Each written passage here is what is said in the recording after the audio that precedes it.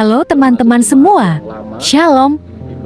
Kembali lagi bersama channel Mosa yang artinya ngobrol santai tapi serius bersama Papa Pendeta Gideon Sriyadi, Gereja Utusan Pantekosta di Indonesia, Jalan Bukit Keminting nomor 14, Kota Palangkaraya, Kalimantan Tengah. Terus kemudian setelah Natal mulai mengundurkan diri, tidak terlalu lama mengundurkan diri dengan alasan mungkin berbeda atau seperti apa pengajarannya atau cara pengembalaannya, dan tapi ada orang-orang yang tetap setia, seperti Ibu Yuli Haryani hingga sekarang. Sampai sekarang ya? Ya, sampai sekarang. Terus kemudian tidak lama kemudian ada Bapak Tono sekeluarga. Terus kemudian ada beberapa orang yang setia, walaupun kita sudah pindah di tempat yang baru, gedungnya baru, diajak membangun mulai dari nol, yang setia ada hingga sekarang. Itu pembangunan gereja butuh waktu berapa lama? Ya, paling tidak mulai peletakan batu pertama, membeli tanah itu paling tidak juga mungkin ada 4 tahun atau 5 tahun ya, mungkin ada ya. Lama atau 6 tahun ya. Ya, prosesnya ada beberapa kendala yang sampai lama gitu. Ya, pertama kita dibelikan tanah, membeli tanah. Memang keterlibatan sinode banyak, proyek sinode gitu istilahnya ya, pelayanan sinode. Kemudian tapi sinode juga tidak terlalu banyak. Sinode kami adalah kecil, tidak terlalu banyak. Pentakosta lebih cenderung otonom gitu ya, semi otonom, tapi banyak otonomnya. Nah, bentar, semi otonom itu maksudnya ya, semi otonom adalah ada hal-hal tertentu yang harus berupaya sendiri, ada hal-hal tertentu yang masih ada keterkaitan dengan sinode.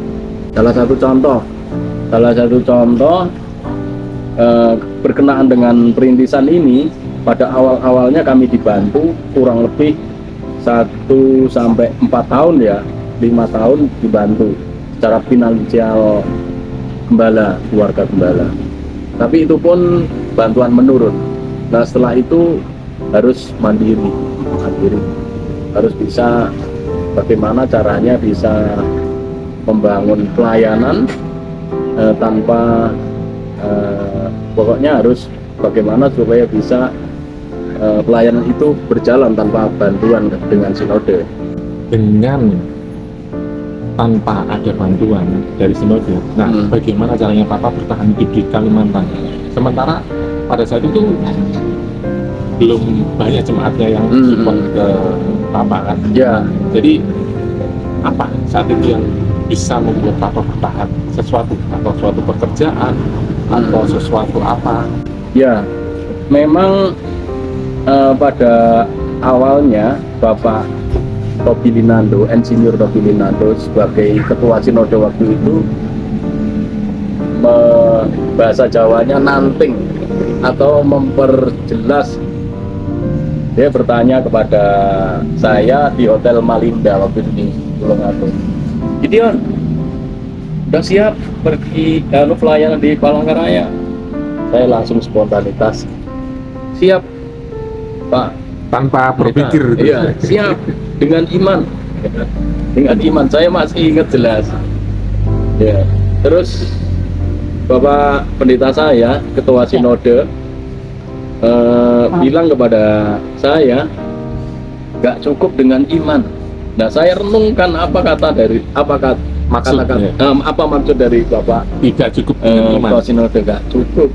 Oh iya, bener ya.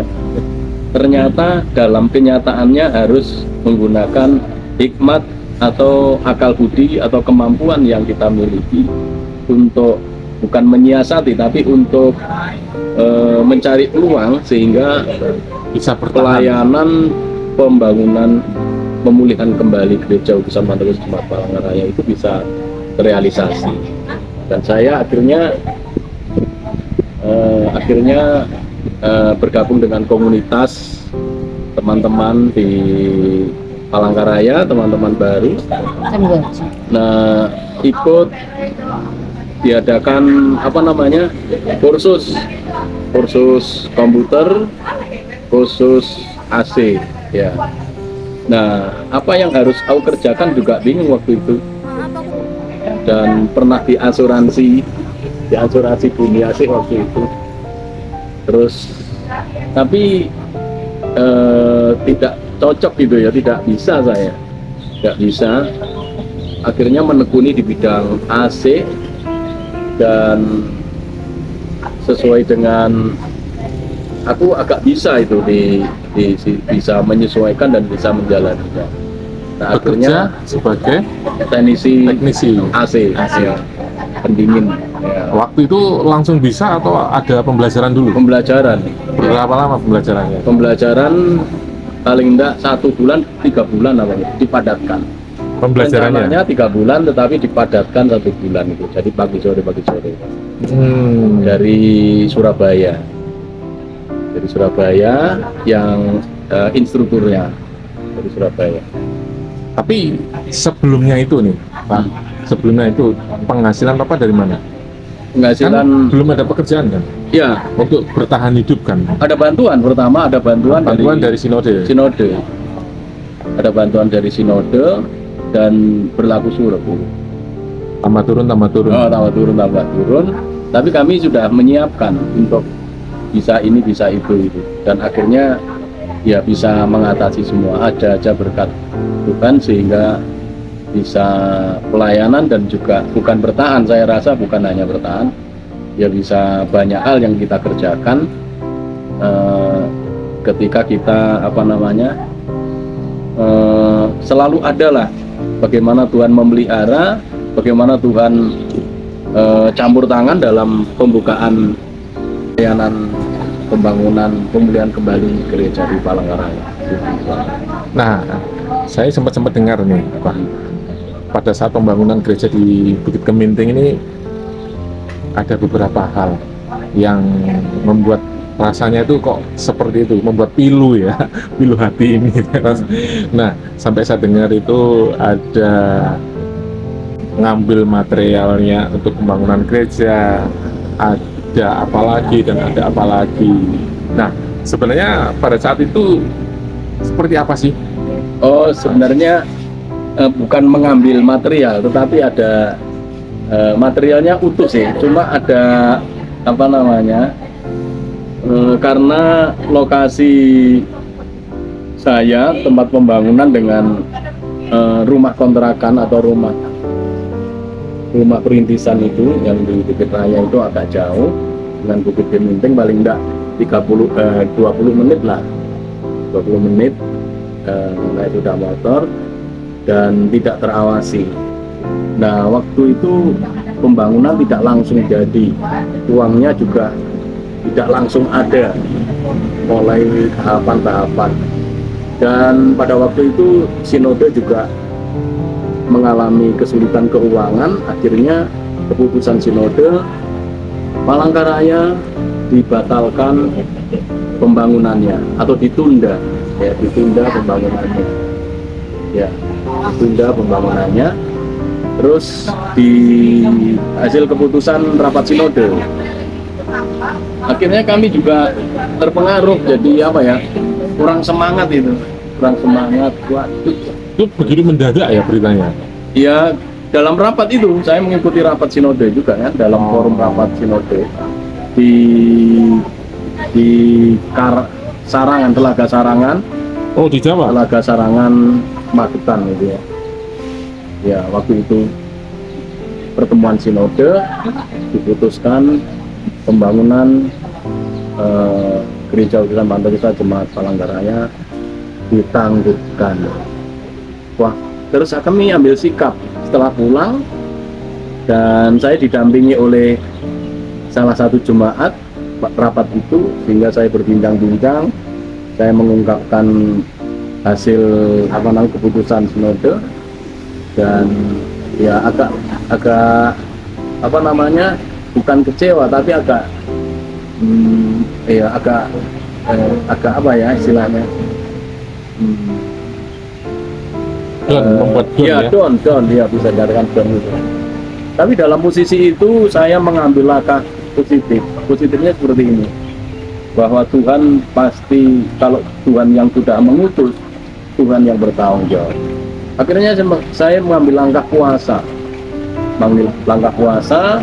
dan mengerjakan apa yang aku bisa kerjakan. Nah, pondasinya kan sudah ada. Terus kemudian cakar ayam itu sudah ada besi yang di pojok-pojok cakar ayam itu sudah ada cakar ayam. Dan saya sementara itu setiap hari kosong gimana supaya tertimbun gitu ya, tertimbun. Akhirnya kami belum rata ya, belum rata.